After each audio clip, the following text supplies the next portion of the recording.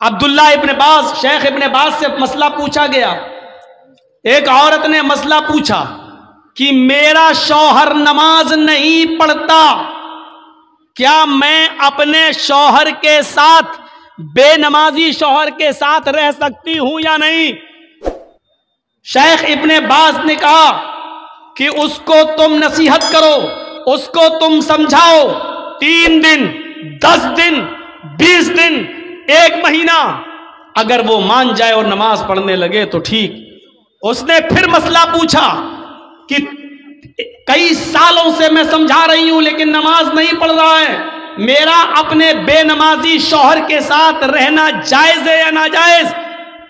शेख इब्न बाज ने फतवा दिया कि एक मोमिना औरत का, एक नेक औरत का बेनमाजी आदमी के साथ रहना सरासर हराम है। उस औरत ने फिर पूछा शेख इब्न बाज से, मेरा हस्बैंड मुझे तलाक नहीं दे रहा है, वो कहता है मैं नमाज नहीं पढ़ता हूं तो क्या हुआ, लेकिन मैं तुझे तलाक नहीं दूंगा, अब मैं अपने शौहर को कैसे छोड़ूं?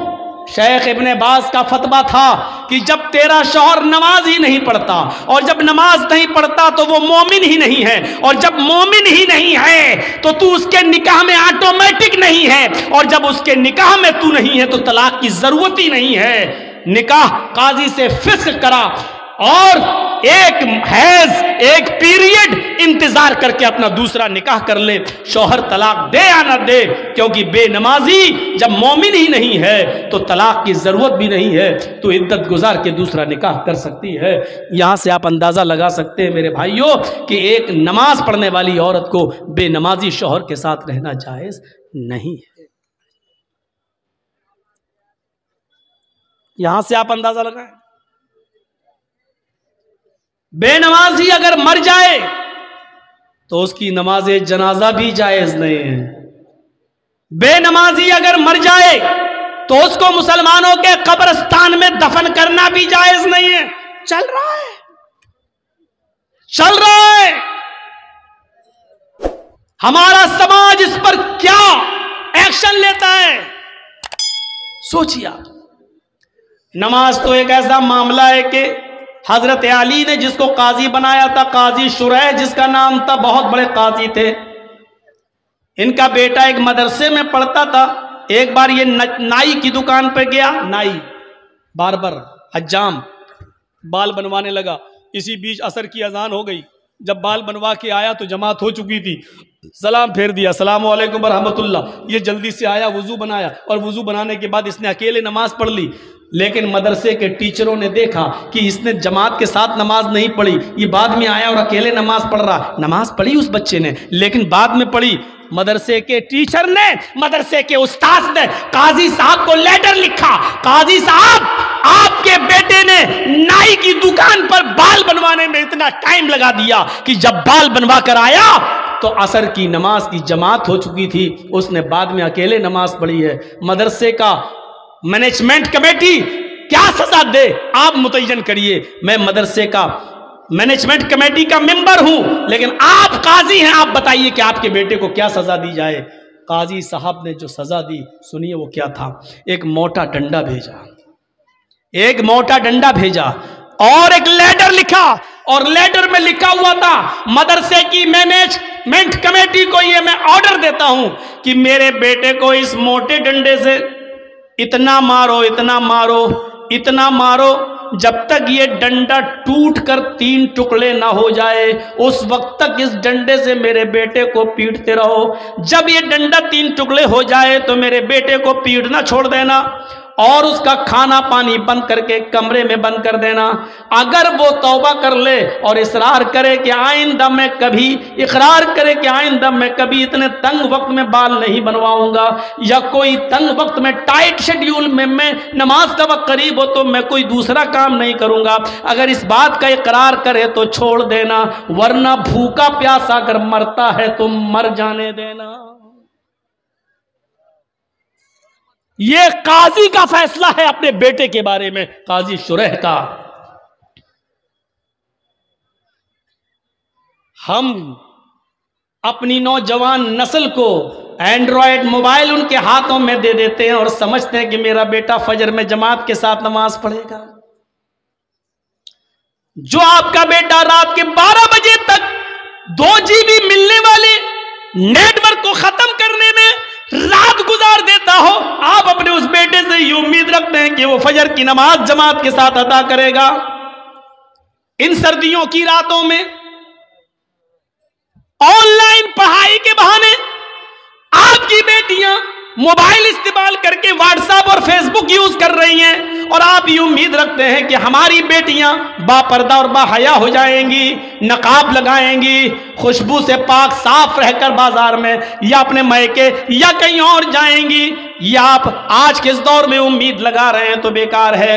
अगर आपने अपनी बेटी को एंड्रॉयड मोबाइल दे रखा है, फेसबुक और मैसेंजर और व्हाट्सएप अगर वो चला रही हैं, तो याद रखिएगा आप अपनी बेटी पर भरोसे के लायक नहीं हैं। आपकी नजर में आपकी बेटी कितनी पाक साफ हो, लेकिन आपको अपनी बेटी पर भरोसा नहीं करना चाहिए, एतमाद नहीं करना चाहिए, इसलिए कि व्हाट्सएप और मैसेंजर और फेसबुक चलाने वाली लड़की का एतबार नहीं किया जा सकता है। आज के इस दौर में जब हजरत आयशा सिद्दीका के ऊपर तोहमत लग सकती है, हजरत आयशा सिद्दीका इल्जाम से अपने आप को नहीं बचा सकती हैं, तो हमारी बेटियां उनसे ज्यादा पाक दामन तो नहीं है, हमारी बच्चियां उनसे ज्यादा नेक तो नहीं है। जब मुनाफिकों ने, झूठों ने, जब कजरुओं ने और दिल के गंदे लोगों ने अम्मा आयशा को नहीं छोड़ा, तो हमारी बेटियों को कैसे छोड़ेंगे?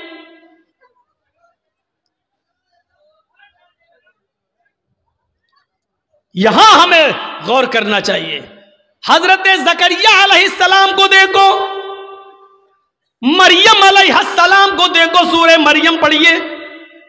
वो मेहराब में मस्जिद के अंदर है और हजरत मरियम के पास बेमौसम फल आ जाता है। बेमौसम फल, आम का मौसम नहीं आम आया, लीची का मौसम नहीं लीची आया। जकरिया जब मस्जिद में दाखिल होते हैं, मेहराब के अंदर घुसते हैं, देखते हैं कि मरियम जिसकी मैं किफालत कर रहा हूं उसके पास ये फल मौजूद है। अरे ये आम का तो मौसम नहीं है, आम कहां से आया? ये लीची का मौसम नहीं है, लीची कहां से आई? तो चीख पड़े, अन्ना लके हाजा, आए मरियम मैं तेरी क्लास ले रहा हूं, आए मरियम मुझे साफ साफ जवाब दे, ये बेमौसम फल तेरे पास कहां से आए हैं? आम का मौसम नहीं आम देख रहा हूं, लीची का मौसम नहीं लीची देख रहा हूं, ये बेमौसम फल तेरे पास कहां से आए हैं? वो मरियम जिसकी पाक दामनी की गवाही अल्लाह ताला ने दी है कि हमने मरियम को बगैर शौहर के बेटा दिया, ईसा बगैर बाप के हमने पैदा किया, वो मरियम जिनके पाक और साफ होने का ऐलान अल्लाह ताला ने किया है, कुरान में जिनको पाक दामन बताया है, उस मरियम की क्लास जकरिया ले रहे हैं कि बता मेरी बेटी, ओ बता मेरे लख्ते जिगर, ये तेरे पास कहां से आया है? किस लड़के ने दिया है? कौन है जिससे तेरे कॉन्टेक्ट है, जिससे तेरे ताल्लुकात हैं?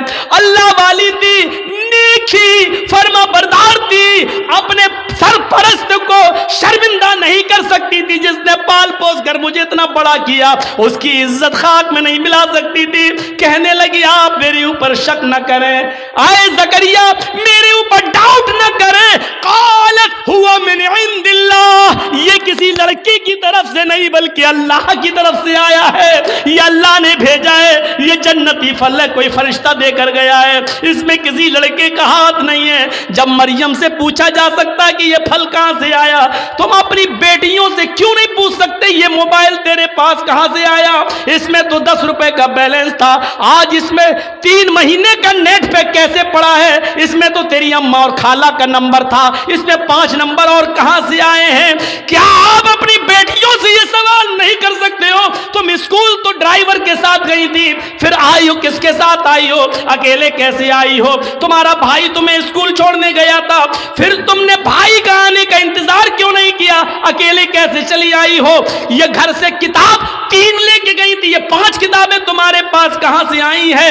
ये सारे सवालात की जिम्मेदारी एक बाप की बनती है जो अपनी बेटी से पूछे, अपनी औलाद से पूछे। और अगर तुम ऐसा नहीं कर सकते हो तो तैयार रहो, हमारी बेटियां कल आरएसएस के गुंडों से निकाह करने के लिए तैयार हैं। इसलिए कि ये प्लानिंग हो चुकी है कि मुस्लिम लड़कियों को स्कूलों में जगा दो और हिंदू लोगों से कह दिया गया खुल के प्यार करो, कोर्ट मैरिज करो, इनको निकाह के बंधन में बांधो और 2-4 बच्चे पैदा करके बच्चे अपने पास रख के औरत को दर दर की ठोकर खाने के लिए मजबूर कर दो, उसको निकाल दो।